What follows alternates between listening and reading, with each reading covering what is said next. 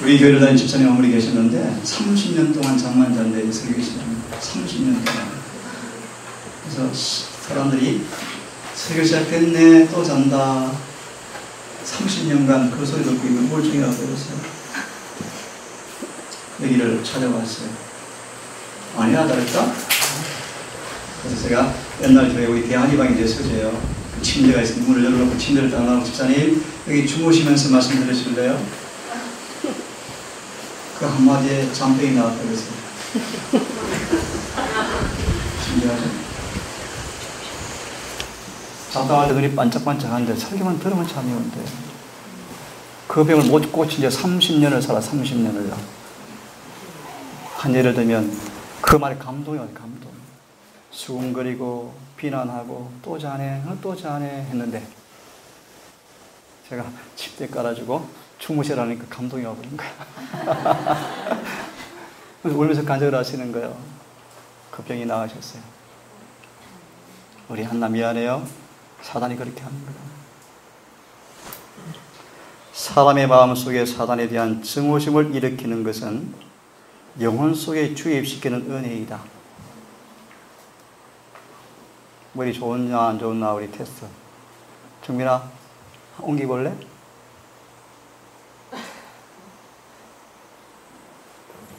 사람의 마음속에 사단에 대한 증오심을 불러주는 것은 영혼 속에 주입시키는 하나님의 은혜이다. 은혜가 뭐라고요? 창세기 3장 15절 아는 사람. 내가 너로 여자와 원수가 되게 하고. 그 구절이 어떻게 내 안에 경험되어지는가? 십자 앞에 나가서 이처럼 사랑하신 사랑이 알고 경험이 되어지면 은혜가 쏙 들어와서 내 안에 평화롭던 마음속에 갈등을 심어주면서 근심을 심어주면서 자꾸 죄가 뉘우치고 싶은 막 충동이 생겨요.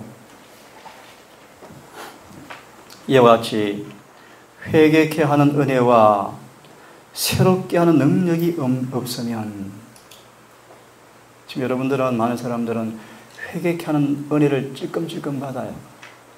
근데 새롭게 하는 은혜까지 더 받으면 좋겠어요. 따라서 중생의 시선과 성령의 새롭게 하심과 성령을 풍성히 부어주심으로 은혜를 따라 의롭게 되어 영생을 받는다. 디도서 3장 5절 6절 7절에 나오잖아요. 회개의 경험은 가끔 찔끔찔끔해요. 막 괴롭고 제가 지금 감사가 나오고 제가 또 싫어지고 그래요. 그래서 맨날 살이 왔다 갔다 하지, 그죠?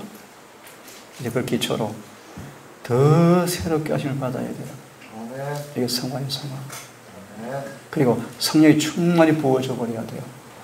그럴 때 믿음으로 말미암아 의롭게 되었다가 완성될 때 하늘에서는 영생 합격 그래요.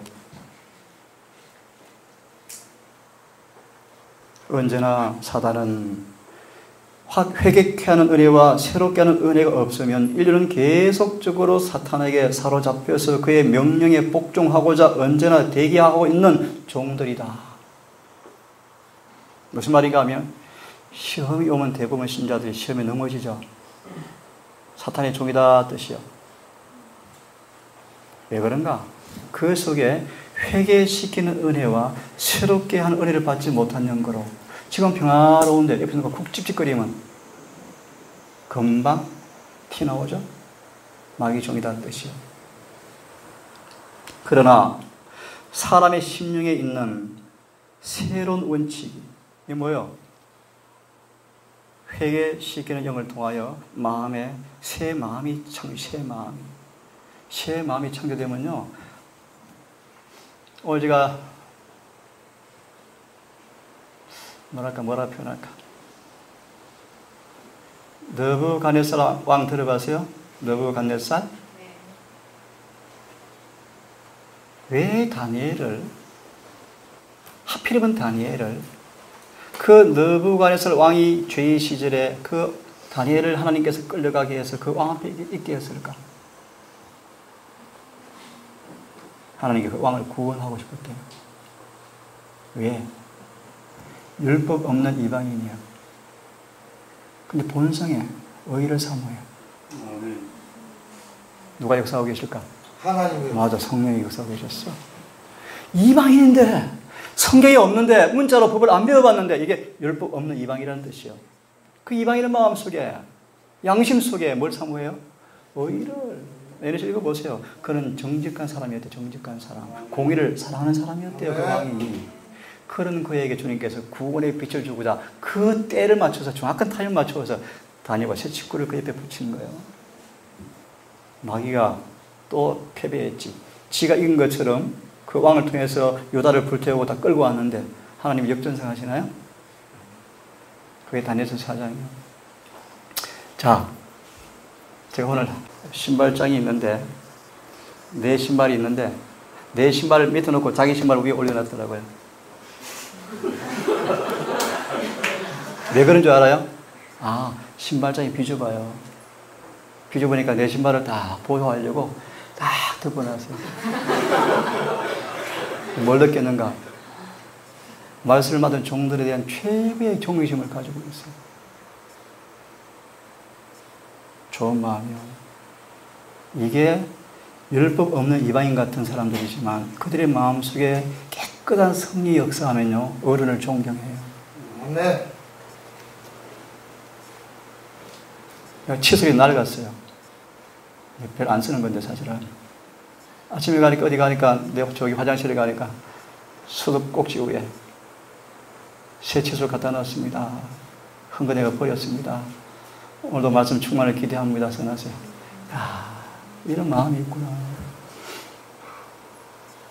여러분, 외모로 사람 판단하지 마세요. 그 마음속에 순결한 마음을 주고 성령의 역사요. 참 감사할 일이잖아, 그죠? 그 왕이 그런 사람이었어요. 그래서 하나님께서 꿈을 꾸게 했대, 꿈을 꾸게 해서 그 왕을 회개시켰대요, 회개. 그래서 구원받아요, 구원. 여러분, 우리 모두의 마음속에 선한 감동, 선한 뜻, 순결한 마음, 성령의 역사라는 사실을 믿고 감사하십시오. 용기를 내세요. 어제 한 자매하고 또 울면서 또 상담을 했는데요. 너무 괴로워 죽으려고 그래요. 하지만 그 갈등마저도 감사하세요. 성령께서 역사하신 증거요. 용기 내세요. 아, 내가 주님 은혜를 받으려 하니까 사탄이 나를 지금 못 가게 막고 있구나. 아, 이놈 자식 한번 보자. 나 더 갈래.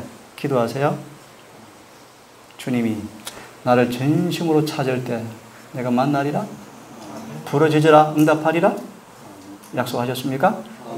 주님을 정말 믿으시고 마저 읽고 제가 좀 진행도 할게요. 사람의 마음속에 새로운 원칙이 지금껏 평화롭던 곳에 투정을 일으킨다. 청학교 집회를 하고 나니까 집사님이 지나가면서 또 근심을 주셨네요. 그러셨어요. 예, 집사님 잘한 겁니다. 용기 내세요.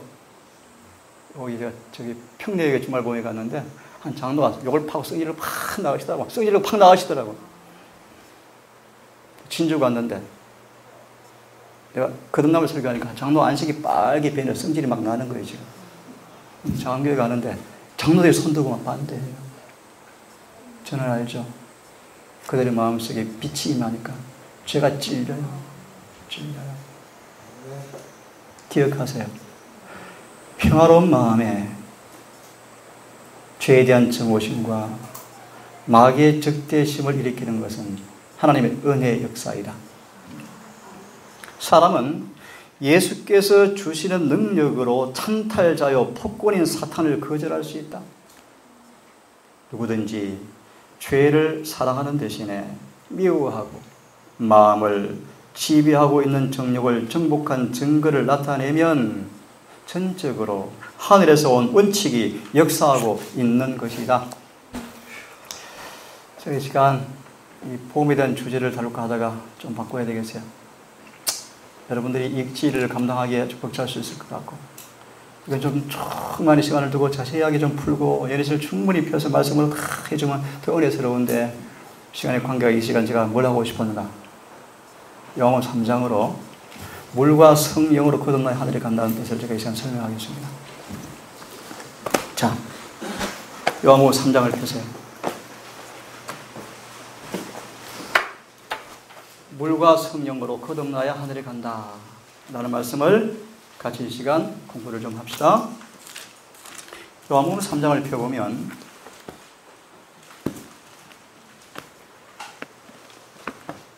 펴놓고 잠깐 몇 구절 읽어드릴게요. 하나님께서는 그의 모든 추종자들에게 율법에 대한 완전한 순종을 요구하신다.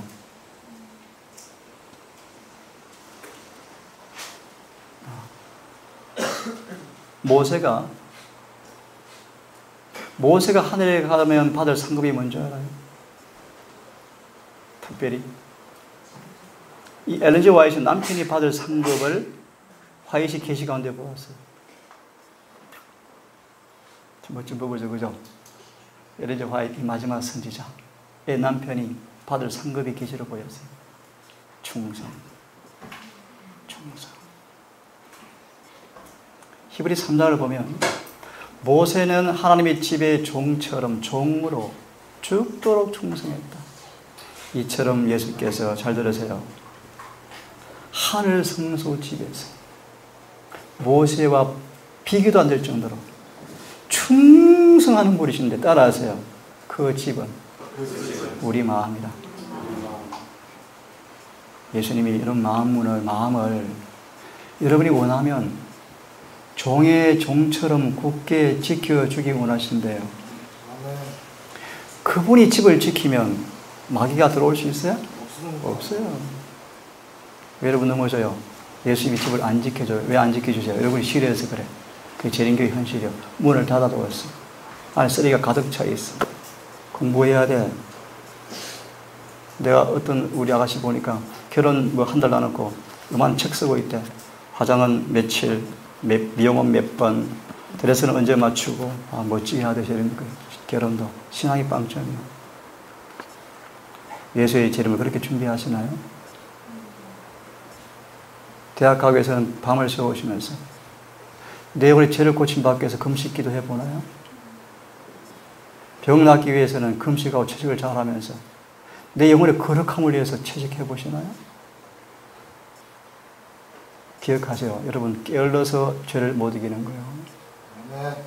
주님은 부지런히 자신을 찾는 자에게 이길 준비를 다 해놓으셨어요. 어떤 병도 고치는 약을 다 갖고 계셔요. 기가 막혀요. 하나님께서는 야곱으로 하여금 야곱의 죄를 고쳐주기 위해서 죄 짓는 것을 막지 않으셨다. 기특한 말씀이죠? 야곱은 태어날 때 그의 자라면서 약삭빠른 성격이 품성이 되어버렸어요. 기회를 잘 포착해요. 기회를. 그래서 남의 약점을 통해서 이익을 챙기는 그 정신이 야곱의 필요한 품성으로 자리해버렸어요. 주님은 아셔. 근데 야곱은 잘 몰라. 그래서 하나님께서 야곱을 믿음의 후사로 세워야 돼. 믿음의 후사로. 다른 말로 마귀가 야곱 보고 하나님 감사합니다. 당신 이겼습니다. 야곱 당신 것입니다. 멋쟁입니다. 마귀 입에서 이런 말 나오는 사람으로 만드시기 원해 야곱을. 그러기 위해서는 야곱을 지배하는 죄를 끝내야 돼요. 근데 그 야곱에게서 그 죄를 끝내시기 위해서 야곱으로 하여금 죄를 짓도록 허락하셨어요. 막지 않으셨대. 그 결과로 야곱은 엄마도 다시 보지 못하고 엄마가 죽고 동생과 이별하고 아버지를 떠나고 20년간 먼 데 가서 속임당하고 또 속임당하고 또 속임당하나요? 기억하시오. 하나님은 생애 하찮은 실수도 절대로 간과하지 않으신다. 그 작은 약삭빠른 기질 그 하나, 그것 가지면 야곱이 믿음의 후사가 될 수 없고 하늘에 갈 수 없어요. 주님은 그를 고쳐주시고 죄를 끝나게 하시고 그를 야곱을 통해서 하나님의 거룩한 율법이 옹호되어져서 하나님의 사랑의 품성이 야곱을 통해서 재현되어서 우주 앞에 영원한 사랑의 아들처럼 야곱을 하늘에 데리고 가기 원하셨어요. 죄를 기억하게 하는 야곱이라는 이름 속에 있는 것처럼 야곱은 그런 대신 들어앉는 사람이었는데 그가 20년간 그의 죄를 끊임없이 회개시키는 통일한 죄를 짓는 사람을 통해서 이용당하는 일들을 끊임없이 하면서 야곱은 더 깊은 회개를 경험하고 드디어 새 이름 받을 준비가 이루어지게 하는데 야곱은 라반을 보면서 저게 나였구나. 저게 나였구나. 그러지 한 번도 정직한 일에서 벗어나지 아니하고 그가 맡은 양을 치는 삼촌집의 직장의 일을 충실히 다하고 한 번도 눈속엔 가리지 않고 삼촌 온다 이러는 척하자 그렇지 않고 내일처럼 열심히 충실히 다하는 그 일에 주님께서 축복을 하셔서 드디어 집으로 가게 하시는데 마귀가 가만두나요? 또 쏘길라 그러죠. 야곱은 변화가 이루어졌어요. 그런 야곱이 이제 하나님 집으로 가래요. 갑니다. 20년 전에 떠나온 집이요. 엄마는 죽었어요. 얼마나 보고 싶겠어요. 내 죄로 인해서 엄마도 죄의 동력자가 되어서 공모자가 되어서 하나님이 참 자비하신 사실이지만 잊지 마세요. 오해하시면 안 돼요. 하나님께서 야곱이 그 죄로 인해서 그렇게 사랑했던 엄마와 생이별을 하고 죽음도 못 지켜보고 죽고 살았어요. 여러분 기억하죠? 죄는 그렇게 무서운 거예요. 죄는 그렇게 무서운 거예요. 야곱이 돌아옵니다. 마귀가 성질 났어요. 야곱한테 하나님 복 주시면 안 돼. 맞고 싶어. 그래서 그의 형, 이것도 중요한 얘기인데 굉장히 중요한 교훈이 있어요. 그의 형은 누구를 의미하는가? 재림교인 가운데 거듭나지 않은 사람들을 상징해요. 동생이 오면 기뻐해야 하는데 내 재산 뺏길라? 제가 장자권 다시 가져갈라? 하지만 침례 요한은 안 그랬어요. 그래요? 그럼 다 가지세요. 그랬어요. 그 침례 요한의 품성이에요. 비난? 너 자식 20년간 다 해놓고 자식 안 해요. 그랬니? 그래도 다 가져. 이게 요한의 모습이었대요. 이게 의요, 의. 그 말이 의미인적. 죄에서 해방되어서 그 속에 예수의 의가 드러났다 뜻이요. 이게 믿음으로 만용 의요, 의.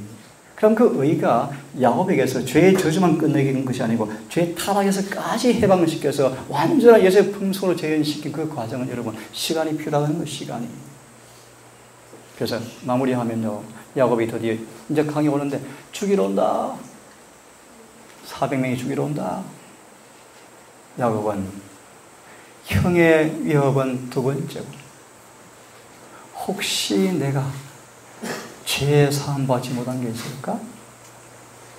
라는 심각한 영적 고민 때문에 아내와 아이들을 다 문제 보내고 그 강도와 짐승들이 쌓아놓은 짐승이 이글거리는 그 야복 강가에 홀로 털썩 앉았는데 아무런 도움을 받을 곳이 없어요. 누구도 도와줄 사람이 없어요. 하나님께서 그를 버린 것 같은 강한 절망이 찾아오기 시작하고 마귀는 그를 분쇄시키려고 영적으로 강하게 압세하는데 야곱이 너무너무 괴롭고 힘들었어요. 야복 강가에서 목숨을 내어놓고 기도하는데 여러분 기억하세요. 우리 모두는 야곱처럼 기도로 주님과 하여 이기는 것이 무엇인가를 반드시 경험해야 한다. 야곱이 온 밤을 기도하는데 지쳐버릴 지경이에요. 그래도 야곱은 이 기도를 멈출 수가 없는데 한 처사가 왔는데 야곱이 그를 붙잡고 울부짖어요. 저를 죄를 사해 주지 아니하시면 놓을 수 없습니다. 나라 나 지금 갈 시간 됐다. 나라 놓을 수 없습니다. 나라 끝까지 한참 씨름을 하다가 내일이 뭐냐? 야곱입니다. 그때 비로 야곱이 그 천사가 예수라는 사실을 깨달아요. 그래 다시는 야곱이 아니다. 이제 이스라엘로 해라 라고 하면서 환도뼈를 살짝 치니까 뼈가 부러졌어요. 야곱이 아팠을까요? 예? 너무 아팠대요. 하지만 얼굴이 빛나기 시작했어요. 야곱이 죄를 용서받았어요. 정확하게 말하면 용서받은 게 사실 아니에요. 이미 야곱 용서받았어요. 죄의 용서받은 사실을 다시 보증받았어요. 다시. assured. 영어로 assured. 왜 이런 식으로 읽어보세요. 만약 야곱이 진적 회개하고 변화되지 않았으면 그때는 죽었대요. 그는 이미 회개했고 이미 뒤타락해서 벌써 변화되어 성화되었어요. 새 이름 받을 준비가 되었어요. 하지만 그가 이제 집에 돌아오는데 사단이 이전에 지은 죄를 자꾸 생각나게 해서 절망을 심어주고 낭망을 심어주는데, 혹시 야곱이 분명히 회개한 것은 알고 용서받은 것도 알고 주님께서 나를 사하해 준 것도 분명한데 혹시나 아직 죄를 뉘우치지 못한 것이 있는가 고민하는데 없는 거예요. 다시 한번 하나님 내 죄 사해 주셨죠? 해줬잖아요. 분명히요. 사단 의심을 일으켜요. 유혹을 줘요. 마음에 실망을 줘요. 안 돼. 절대 언약을 내가 붙들 거야. 끝까지 씨름하는데 주님이 용서받은 사실을 다시 보증해 줬어요. 맞다. 용서해 줬다. 그래서 이제 뭐 준다? 이와 같이 이기는 자들에게는 새 이름을 줄 것이요. 너는 다시는 야곱이라 하지 말고 이스라엘로 하라. 떠나셨어요. 야곱은 공포와 두려움에 살아있어요. 그가 이제 가족을 따라가고 형을 만나기 위해서 걸음을 옮기는데 한 발을 옮길 때마다 통증이 왔는데 그의 몰골은 피곤에 지쳐있고 마투정을 겪은 흔적이 역력하고 한 발을 옮길 때마다 아픔이 찾아오는데 얼굴은 환하게 빛났다. 이 경험이 예수 재림 전에 겪을 야곱의 환난의 예시라고 말씀하죠.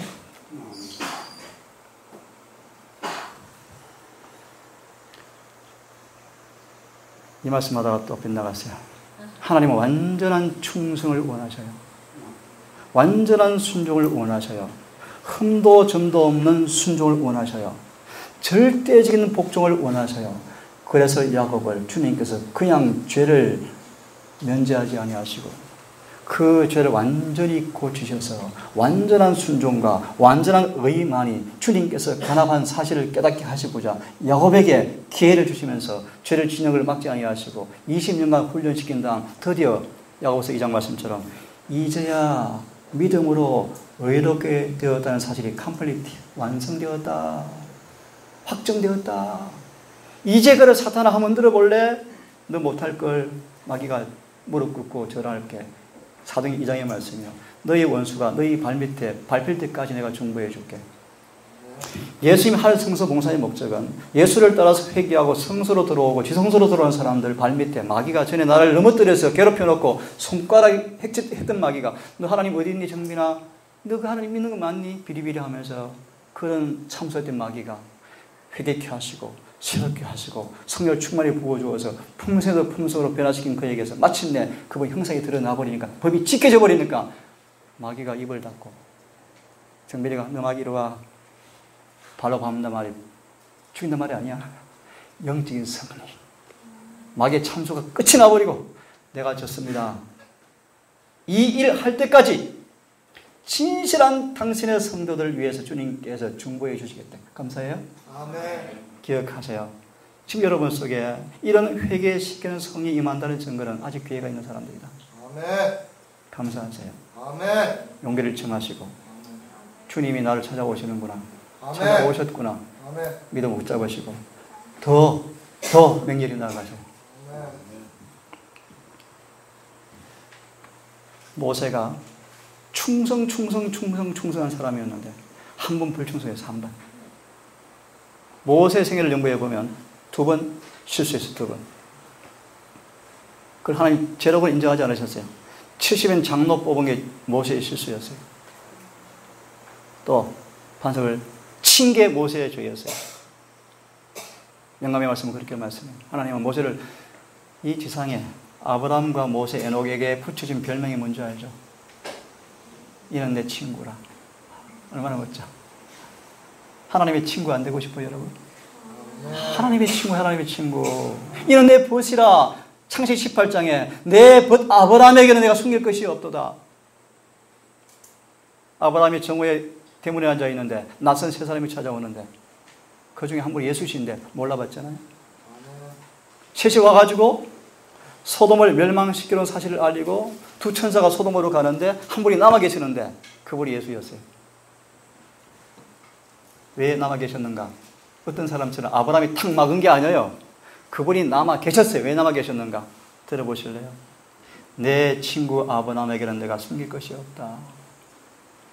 멋지죠, 그죠? 예수님 친구 되십시다. 누가 친구인가 따라 하실래요? 내 계명을 지키는 자가 나의 친구라. 요한복음 15장에 나오죠. 모세는 그런 사람이었어요. 그런 예수의 친구. 이 우주의 지구에 수천만의 수억이 사는데 모세같이 주님을 사랑하는 사람이 없어.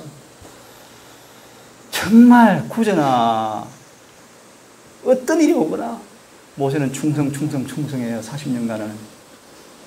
근데 할아버지가 돼서 이제 80이 돼가요. 백발이 성성하고 혈기는 떨어지고 피곤하고 지쳐 있는데 백성들은 지질이 더 말 안 듣네. 40년간 목회하는데 회개를 한 사람도 안 하네, 세상에. 그죠? 한편이 위로가 여호수아와 갈렙이었어요. 불순종, 전부 다 불순종. 모세같이 위대한 목사가 어딨나. 근데 모세도 목회를 잘 못했나 봐. 백성들이 회개를 안 해요, 회개를. 오늘날 교회에 일어나는 많은 회개가 거짓이에요. 거짓이에요. 목회 마칠 때 얼마 친해졌습니다. 뭐 자랑하나요? 안 해요. 그런 회개는 회개가 사실 아니에요.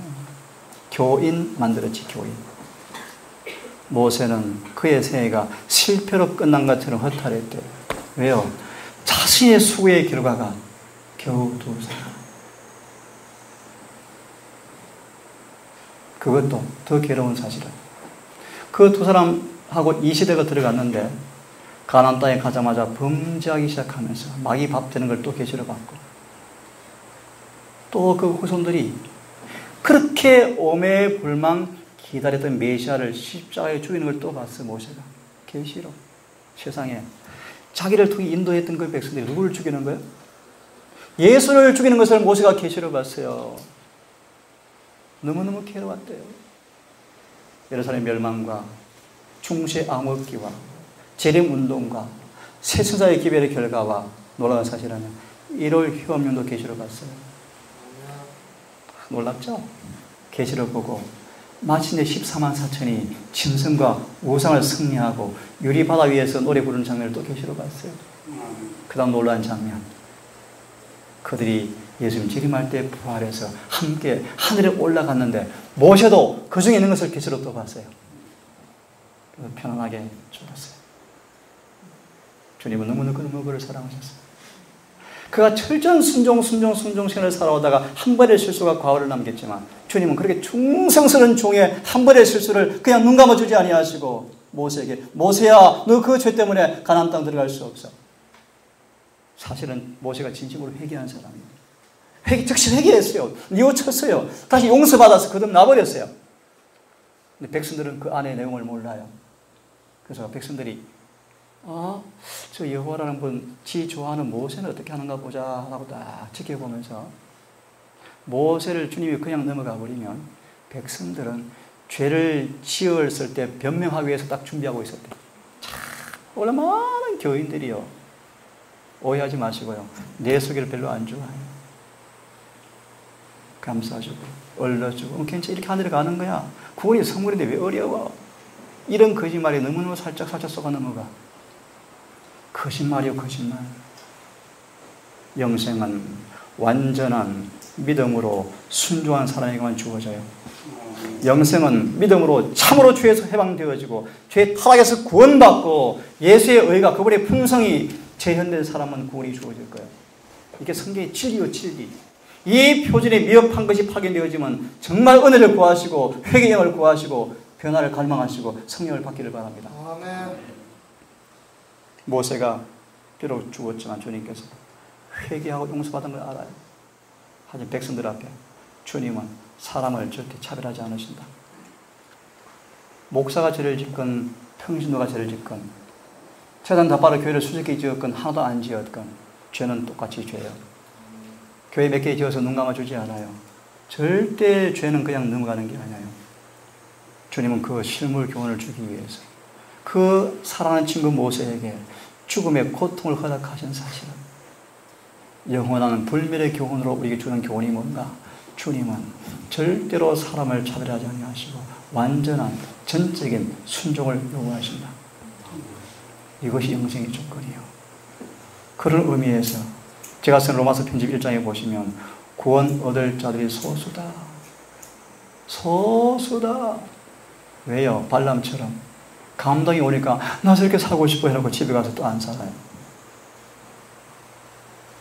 그게 발람이에요, 발람. 계시록 3장의 말씀 보면 두아디라 보면 미안합니다. 버가모에 보면 발람의 교리를 지키는 자들이 있도다 교회 안에. 아니 많죠. 많죠. 더 쉽게 표현해드릴까? 두 주인을 섬기는 사람들. 조금 어렵게 얘기해 줄까요? 여전히 죄가 있으면서 구원받는다 하는 사람들. 계명대로 살지 못하면서 하늘은 가려고 하는 사람들. 전부 발람 종들이에요. 하늘은 그걸 받아들이지 않아요.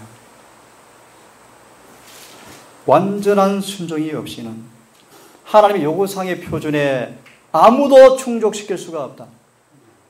하늘에 들어갈 자는 결단코 흠이 없는, 점이 없는 품성을 가져야 한다. 부정케 하는 자는 결단코 들어가지 못할 것이다. 구속받은 우리 가운데 결함이 있는 사람은 아무도 없을 것이다. 무슨 뜻인 줄 아세요? 따라하세요. 그들은 예복을 입은 사람들이다. 마음이 예수의 마음과 하나가 되어지고 그들의 정신이 예수의 정신과 합병되어지고 그들의 생각이 예수의 생각에 몰입되어지고 그들의 뜻이 예수의 뜻에 지배당할 때 그들은 내가 사는 것이 아니라 예수께서 내 안에 산다고 고백한다. 이것이 예복을 입었다는 뜻이다. 마치 내가 죄가 있는데 예수 믿으니까 예수님 앞에 우리 교회에서 그래요. 나는 뒤에 있고 예수님 앞에 있으니까 어렵다. 천만의 말씀이에요. 그렇지 않아요. 그 예수가 앞에 서 있는 것이 아니라 여러분 속에 살아 계셔서 여러분 것이 되어버렸어요. 오늘 신학처럼 나는 여기 허물이고 죄가 있는데 중보자 앞에 서서 내가 안 보이고 예수님 보인다. 그래서 구원이다. 그런 거짓말 믿지 마세요. 아니에요. 그 예수님 내 앞에 서 있는 게 아니에요. 여러분 속에 살아서 여러분이 그분과 살고 함께 동행함으로 그분의 살과 피를 먹어서 예수님처럼 되었어요. 그래서 여러분을 보니까 그 안에 예수님이 보여서 구원 얻는 것이지 여전히 허무가 결점이 있는데 나 예수 믿어요. 중보자 앞에 세워놓고 난 가리워서 구원받는 거예요. 내가 우리 교회 큰 교회 강의를 들었어요. 여러분 출애굽 때 이스라엘 백성들이 완전해서 구원받습니까? 질문 앞에 이렇게 설교하셔. 이스라엘 백성들이 흠이 있고 믿음 없는 사람들이었어요. 회개도 안 하는 사람이었어요. 근데 그들이 완전한 흠도 점도 없는 양을 잡아서 피를 문소주에 발랐는데 열 번째 사륙의 천사가 지나갈 때 이런 질문해. 천사가 그 안에 있는 사람들이 완전해서 지나갔습니까? 피를 보고 지나갔습니까? 피요. 맞죠? 우리가 완전해서 구원받는 것이 아니고 피 보고 구원받는 것입니다. 아멘. 이 거짓말이에요. 거짓말이에요. 왜 거짓말? 두 가지 말씀을 드릴게요.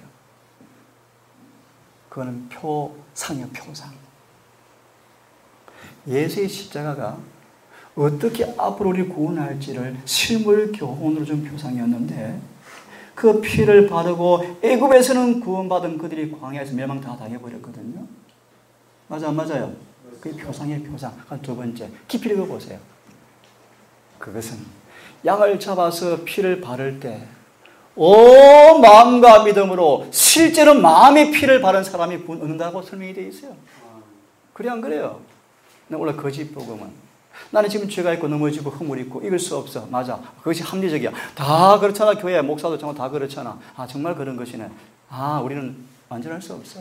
어떻게 흠이 없을 수 있어? 어떻게 실수할 수 있지? 순종 100% 어떻게 가능해? 나와봐 아무도 없잖아. 그래서 우리는 불완전하지만 출애굽 때 피를 보고 간 것처럼 우리 앞에 주님의 서심을 우리 가려워지는 거야. 그래서 예수님 보고 구원받는 것이지 어떻게 완전해? 그럴듯해요? 속지 마세요. 그 예수님이 여러분 속에 살아계셔서 먹고 마시는 동행의 삶을 통하여 예수의 마음과 정신과 뜻과 사상이 여러분의 것이 되었을 때 하늘은 여러분을 보고 예수가 보이는 거예요. 그게 의요 의. 그게 의요 의. 좀 이해 안 돼요? 요한복음 3장 빨리 읽읍시다. 3절 다 함께 크게 읽겠습니다. 시작. 예수께서 대답하여 가시되 진실로 진실로 내게 이르노니 사람이 거듭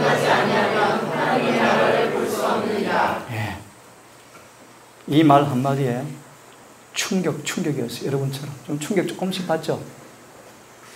니고데모가 엄청 충격받아요, 이 말이. 소망이 그렇게 나오잖아요. 왜요? 니고데모가, 사람들이 교회에 니고데모가 오면요, 니고데모가 너무너무 거룩했어요. 고상하고, 관대하고, 온유하고, 헌금 잘하고, 선교 잘하고. 샘플 재림 교인이야.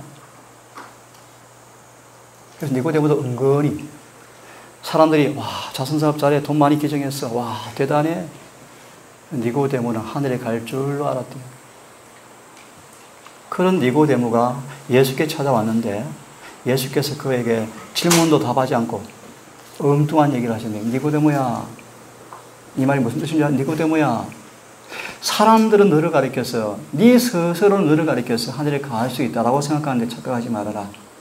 너 그렇게 하늘에 못 가. 다시 태어나야 돼, 그 말이야. 그러자 니고데모는 깜짝 놀랐다. 지금 자신의 상태는 하늘이 너무나 깨끗하여서 지금 자신의 상태로 들어가 볼 수도 없다는 생각에 깜짝 놀랐다. 그럼 빈정거리면서, 아니 예수님, 내가 지금 30대인데 엄마 뱃속에 들어갔다 올까요? 빈정거리면서 풍자적인 음성으로 예수께 비꼬게 얘기했을 때 예수님은 또 그 말에 응답하지 아니하시고 진실로 말하건대 사람이 물에서 나고 성령으로 나지 아니하면 갈 수 없다 그러니까 성질이 나버렸대요. 성이 발칵 났다. 그의 자존심과 진리가 함께 싸우고 있었다. 영혼 속에서. 여러분 싸우고 있나요? 네. 특별히 미안합니다. 많이 배운 사람일수록 싸워. 신학 공부하는 사람일수록 싸워. 묘해요. 신학 지식들이 알량한 자존심을 키워서 내가 목사인데, 내가 전도사인데, 내가 뭐 했는데, 신학도 공부하지 않은 사람인데 은근히 갈등이 심해요. 사람 주로 그래요. 장로님들이 싸워요. 사실은 장로교인 가는 게 훨씬 재미있어, 쉬워요. 준비된 장로교인 오면요, 스펀지처럼 흡수해요. 팍팍 흡수해요.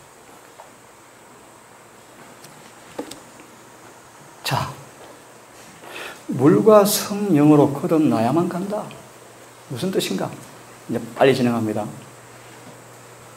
하늘에 가는 조건은 완전한 의여, 완전한 순종이요, 절대적 복종이요, 열부가 주화되는 거요. 여러분 속에 유일한 의가 되신 주님이 여러분 속에 완전히 자리하셔야 돼요. 여러분 속에 자아가 더 이상 보이지 아니하고 우리의 구시해 주신 주님께서 우리의 마음과 생각과 정신과 뜻을 통해서 내가 산 것이 아니라 내 안에 주님의 사는 삶이 무엇인가가 드러나는 삶이 계명을 전적이 지키는 삶 속에서 모든 그분이 빛으로 사는 삶을 통해서 입증이 되어져야 돼요. 그것이 영생의 조건이에요. 구원이 선물이라고요? 예, 맞아요. 하지만 2장 8절 가로만 좋아하면 죽어요. 2장 8절 가로, 구원은 선물이라. 그것만 좋아하죠? 왜 그 앞에를 안 받아들여요? 따라하세요, 다시. 구원은 선물이지만 함께 죽고 함께 살아나고 함께 죽고 함께 장사되고 함께 살아서 함께 사는 사람들에게 구원이 선물이에요.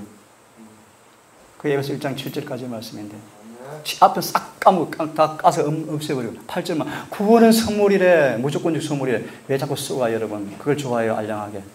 왠지 아요? 죄는 안 버리고 싶거든. 욕심은 안 버리고 싶거든. 움켜진 거 안 놓고 싶거든요. 절대로 하늘에 못 가요. 절대로 못 가요. 포기하실래요? 저는 포기할 마음 없어요.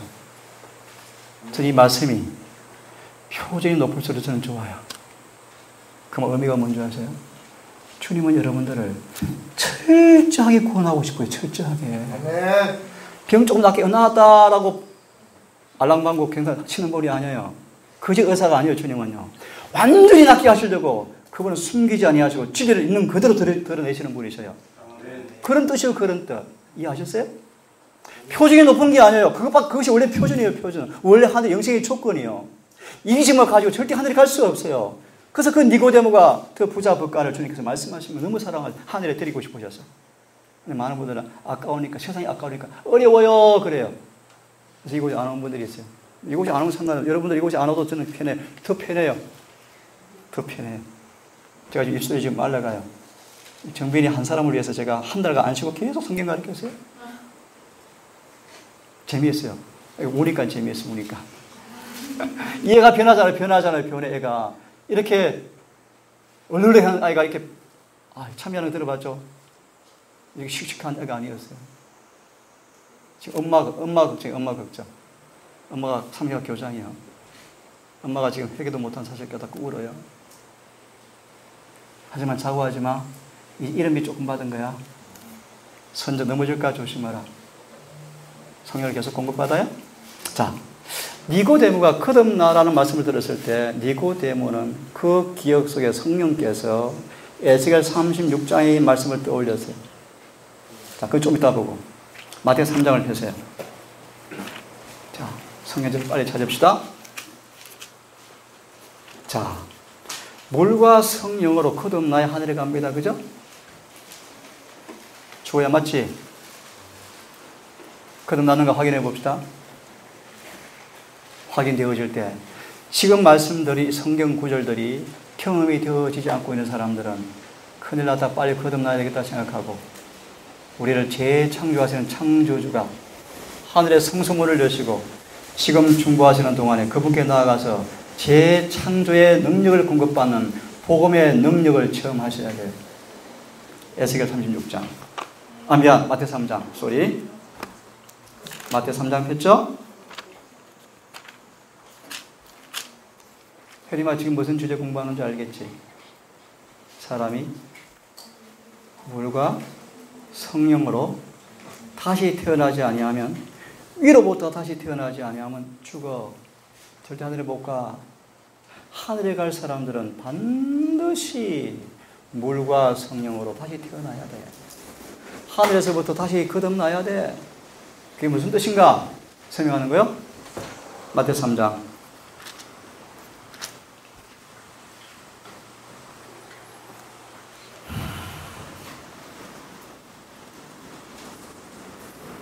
(10절) 읽습니다. 이미 도끼가 슬픈 말이죠. 이미란 말을 혹시 조금 깊이 이해할 분들을 위해서 한마디 터치할게요. 이미란 말이 무슨 말인가? 이미 도끼란 말이 무슨 말인가? 다니엘서 9장에 말씀하는 유대 교회를 위해서 71회를 따로 떼어 놓으셨는데 71회가 거의 끝나간다 뜻이에요. 무슨 말인가? 유대 교회 은혜 시간이 지금 거의 끝났어요. 거의 끝나가고 있어요. 이미 도끼가 뿌리에 놓였다. 유대 교회는 멸망할 거예요, 좀 있으면. 그런 뜻이. 71회 들어봤어요? 71회 기산점이 몇 년이죠? 언제 시작되었죠? 이게 여러분 생일이에요, 생일. 여러분 태어난 50년 2월 10일 그런 생일이 아니고 이 재림교회 생일 그 날짜는 모르면 큰일 나지.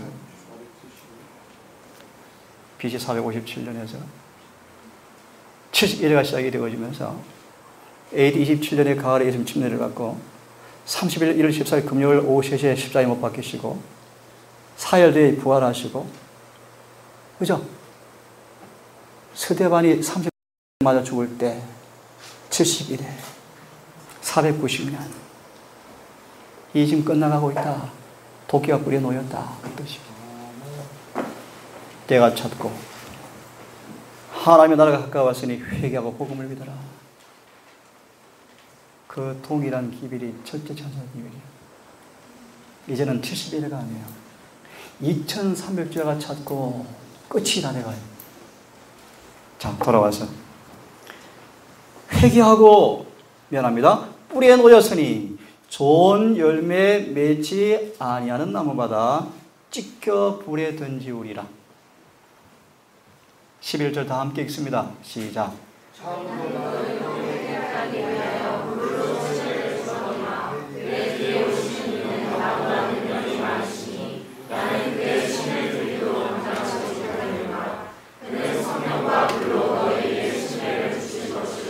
(12절)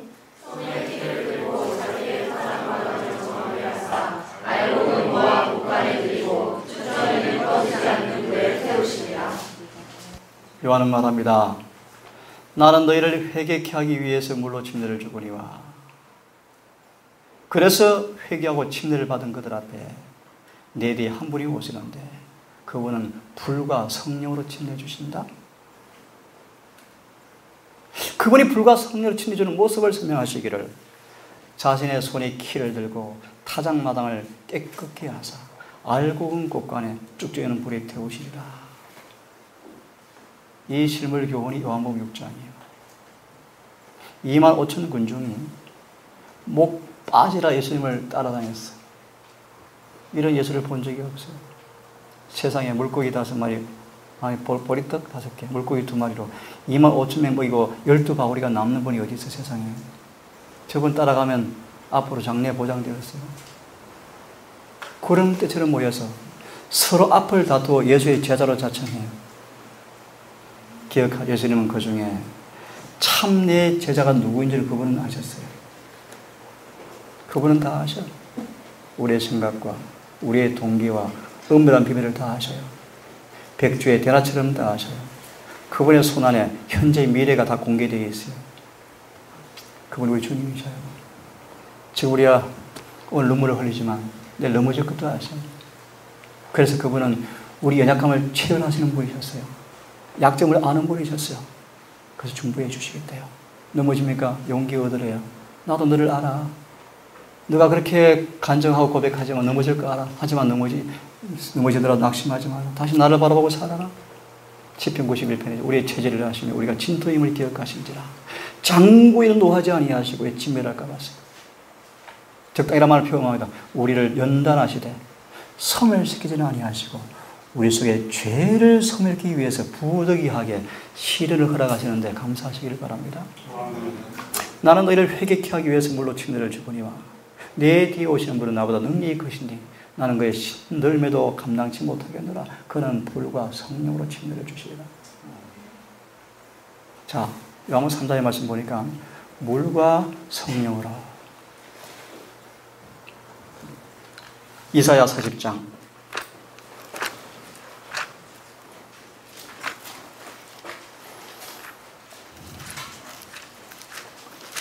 이걸 마무리해야 되겠죠? 조금 피곤하더라도 이 구절 마무리합시다. 거듭남에 대해서. 오늘 오전은 마지막이고 벌써 금요일이다, 그죠? 우리 한양예배 집사님 서시고 내일 설교하고 하면 끝이요. 없어요. 40장 3절에 보면 자, 침례 요한이 보세요. 왜 부름받았냐 하면 말 그대로 사람들을 침례해 주려고 부름받았어요. 그래서 침례 요한이요. 무슨 말인가? 예수께서 오시면 성령으로 침례를 주시는데 성령으로 침례 받기 전에 먼저 물의 침례를 받아야 돼요. 그래야 성령의 침례를 받을 수 있어. 그럼 지금 내가 이 말씀 왜 폈는가? 물의 침례를 받는 것이 뭔가 지금 설명하는 거예요. 설명하고 이야기해주면 하고 딱 들어올 거예요. 외치는 자의 소리여 가로되 너희는 광야에서 여호와의 길을 예비하라. 우리 하나님의 대로를 평탄케 하라. 골짜기마다 도둑어지고 산마다 작은 산마다 낮아지며 고르지 않은 평지가 평탄케 될 것이며 흠한 곳이 평지가 될 것이요. 그러면 여호와의 영광이 나타나고 모든 육체가 그것을 함께 보리라. 여호와의 입의 말씀이니라. 자, 일단 이 말씀은 좀 이따 딱 설명해 줄게요. 결론은 침례 요한이 뭔가? 예수께서 오시는 길을 예비하는 사람이었어요. 그것이 침례를 주는 경험이었어요. 침례 요한의 침례를 받은 사람만이, 진정한 침례를 이해하고 경험한 사람만이 예수를 인접하고 구원을 받았어요. 근데 침례 요한의 물의 침례가 뭔 뜻인가? 이거는 상징적으로 설명해요. 왕이 오셔, 왕. 임금이 오셔요. 장교회 연합회장 오면요, 시끌벅설해요. 내가 가면 반응도 없어요. 장군층에 박근혜 오면요, 장신에 다 달라져 버려요. 보도블록 다시 깔고 화분 다시 놓고 난리 법석일 거예요. 하늘의 왕이 땅에 오셔요. 그분은 그런 거 원하지 않아요. 길을 떠나야 돼, 길을. 왜요? 여러분 마음속에 골짜기 깊이 배어서 마음속 골짜기가 가만히 보니까 썩은 곰팡이가 많아요. 숨은 은밀한 죄들, 옛 길의 섭성들, 고치 오련 성질머리들, 골짜기야. 언덕은요, 조금 하면 잘난 체 쌓고, 조금 배우면 어깨 힘 다 주고, 나는 장로다, 목사다, 안 배우려고 그러고, 교만하고, 자존심이 세고, 언덕은 깎아져야 돼요. 구번길은 펴져야 돼요. 돌은 치워져야 돼요. 따라서 회개와 자복과 헌신을 가리키는 거예요. 침례 요한의 기별을 듣고 그 기별 앞에 응한 사람들은 골짜기가 메꾸어졌어요. 언덕은 깎여졌어요. 그러자 예수께 오시니까 예수를 영접해서 예수님이 그들의 마음속에 쏙 들어가셨어요. 자, 들으세요. 침례 요한이 회개하라 라고 외치니까요, 삭개오의 마음속에 전쟁이 일어나는데 견딜 수가 없어요. 삭개오가 겸손히, 따라하세요, 회개시키는 침례 요한의 기별에 순복하자마자 성령의 거룩한 감화가 그를 감싸고 있다. 삭개오가 성경에 침례받은 말 없어? 있어요, 없어요? 없어요. 침례 요한의 설교를 기별을 들어서 말씀을 들었어요. 그 말씀을 듣고 성령의 거룩한 감화가 오자마자 즉시로 침례 요한은 그 기별에 반응해서 재물을 다 팔고 다 나눠줘 버렸어요, 벌써. 이것이 무리의 집회를 벌써 받아버린 거예요. 그런 삭개오가, 그 침례 요한이 자신 속에 그런 변화를 주실 분이 예수라라는 소리를 들었어요, 삭개오가. 침례가 요한이 한 게 아니에요. 침례 요한의 기별을 따라서 순응하니까 그 속에 그런 변화를 준 분이 예수라는 사실을 듣는 삭개오가 예수를 보고 싶어서 어떻게 하면 그분 만날까 하니까 성령께서 사람을 통해 예수가 오신대, 이 동네에. 보고 싶어서 막 달려가는데 너무 군중이 많아요. 볼 수가 없어요. 그분을 보지 않고 견딜 수가 없어서 뽕나무에 올라가서, 모가나무에 올라가서 키 작은 삭개오가 예수 보고 싶어서 두리번거리는데 안 보이잖아요. 예수님은 보셨어요. 예수님이 걸음을 삭개오가 있는 곳으로 일부러 오셔요. 예수님이 막 버려 삭개오가? 아니에요. 삭개오의 마음속에 예수를 간절히 부르짖은 것은 그 음성은 주님이 들으셨어. 삭개오가 진지한 눈으로, 열망의 눈으로 예수를 찾기 위해서 바라보는데 예수님 벌써 아시고 옆에 밑에 와 계셨어요. 올다고 삭개오야 내려와라. 오늘 너 집에 가자. 이게 40장 5절이요. 그 다음 9절은 말합니다. 삭개오는 예수님을 자신의 마음속으로 초청했다. 그러자 삭개오의 모습에 예수가 보였어요. 이것이 영광이 나타났다 뜻이고, 사람들이 삭개오를 바라보면서 오늘 구원이 이루었네 라는 뜻이에요. 이미 설명을 다 끝나버렸다. 물과 성령으로 침례를 받은 거야. 자, 조금 구체적으로 에스겔 36장을 펴셔요. 에스겔 36장. 자, 두 구절만 찾고 끝냅시다. 오늘 금요일이지. 안식일 같아, 갑자기 생각이. 자, 36장.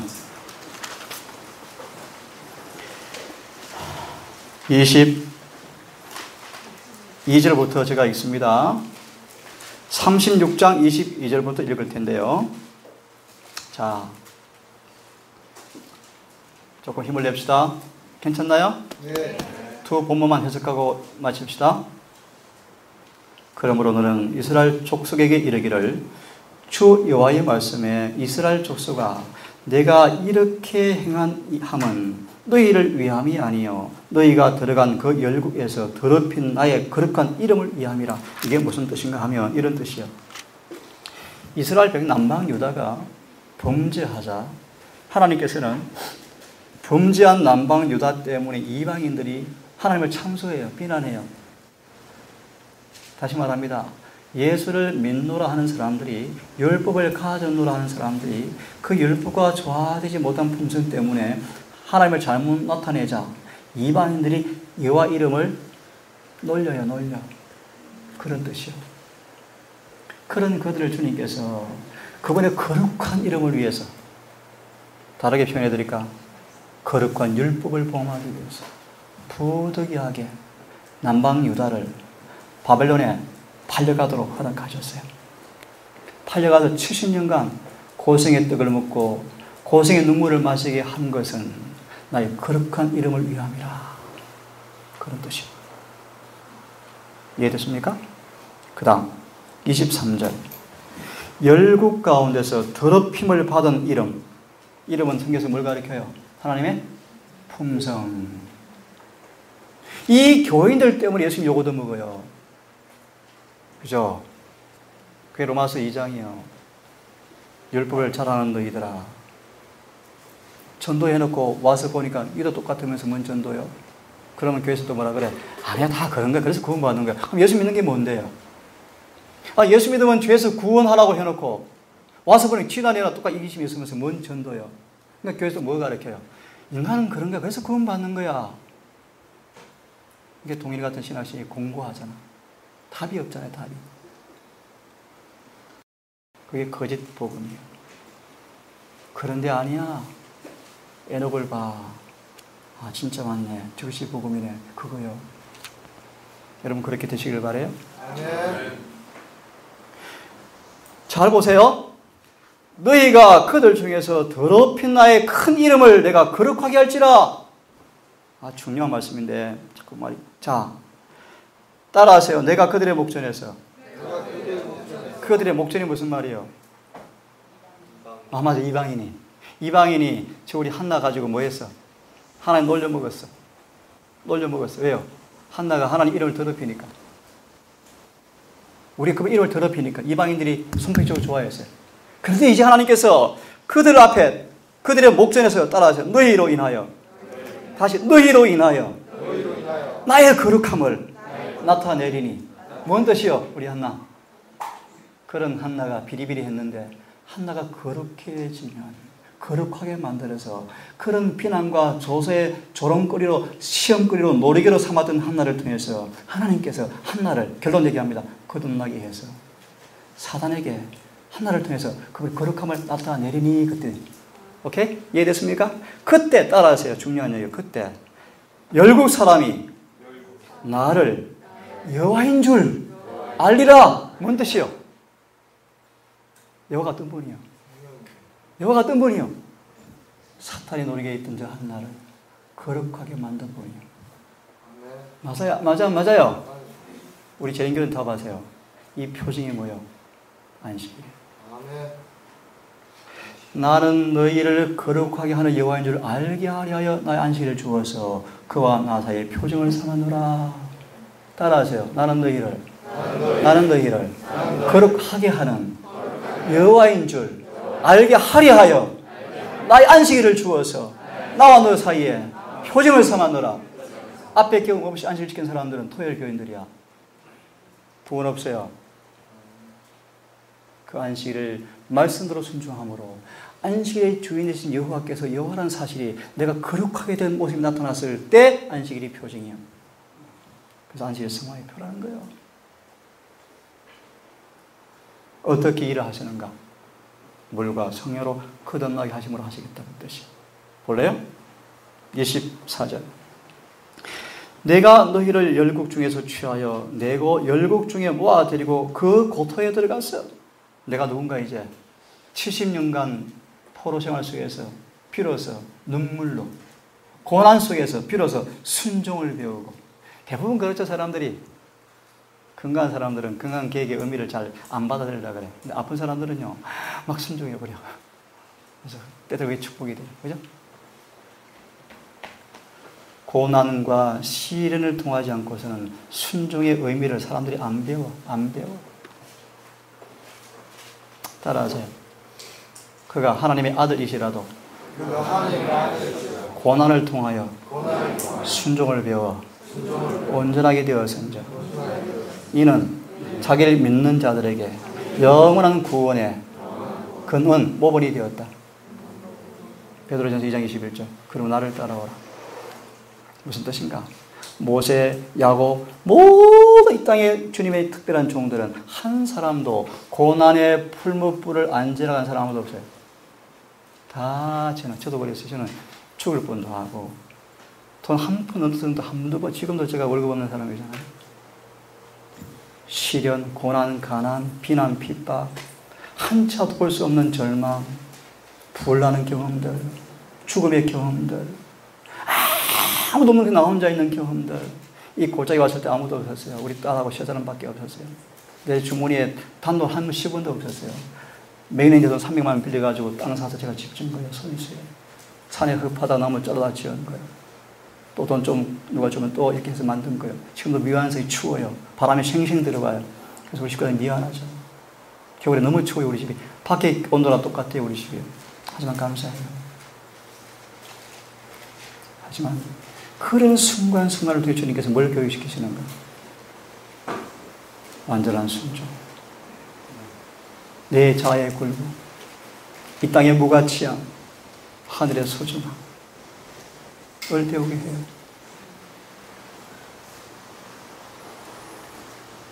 (25절을) 보면 맑은 물을 너에게 뿌려서 너희로 정결케 하되 모든 더러운 것에서와 우상에서 너희를 깨끗게 해서 정결케 할 것이며. 26절 같이 읽습니다. 시작. 또 새 영을 너희 속에 두고 새 마음을 너희에게 주되 너희 육신에서 굳은 마음을 제하고 부드러운 마음을 줄 것이며 내가 내 신을 너희 속에 두어. 이게 물과 성령으로 뜻이에요. 씻고 깨끗게 하고 새 마음을 채워서 성령을 넣어주는 것. 이게 물과 성령으로 거듭나는 거예요. 그럼 열매가 뭔가 따라하세요. 27절 너희로 내 윤례를 행하게 하리니 너희가 내 규례를 지켜 행할지라. 그때 28절이 이루어져요. 너희는 내 백성이요 나는 너희 아버지라. 자, 한 구절 더 많은데 그만하겠습니다. 정리가 됐습니까? 물과 성령으로 거듭나야만 하늘에 가요. 회개와 자복과 헌신을 통하여서 내 안에 제가 진정으로 회개되고 자백되어져서 씻겨져야 돼요. 깨끗해져야 돼요. 그리고 성령께서 새 마음과 새 영과 새 신을 부어주어서 새 사람으로 창조되어져야 돼요. 그리고 성령이 부어져서 딱 인쳐져야 돼요. 그래야 하늘에 가요. 이 말씀을 개인적으로 기록해서 읽으세요. 예레미야 31장 31절부터 쭉 보시면 똑같은 말씀이 있어요. 이것이 무슨 말인가? 여러분 속에 십계명이 하나님의 법이 영원히 기록된다 뜻이요. 그러면 구원이 이루어져요. 오늘 강의를 다 마치겠습니다. 물과 성령으로 거듭나야 하늘에 가요. 이렇게 되어지면 여러분 삶 속에 에녹처럼 계명이 지켜지고 예수의 품성이 재현될 거예요. 그 의로 하늘에 갈 거예요. 기도합시다.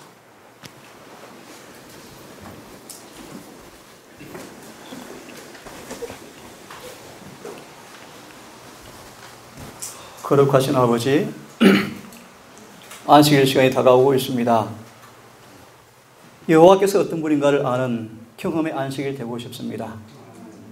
물로 침례를 받고 성령으로 침례를 받음으로 저에게 당신의 모든 말씀 앞에 순종하는 그 놀라운 경험이 기쁨으로 와닿기 원합니다. 우리를 긍휼히 여기시고 침례 요한의 기별 앞에 골짜기와 언덕이 보수되어지고 수축되어지고 구분길이 치유되어져서 우리 속 주님께서 들어오시는 그 일에 방해거리가 없는 사람으로 준비될 수 있도록 인도해 주시옵소서. 모든 말씀을 우리를 사랑하시는 예수님 이름 의지하여 간절히 기도 올리옵나이다.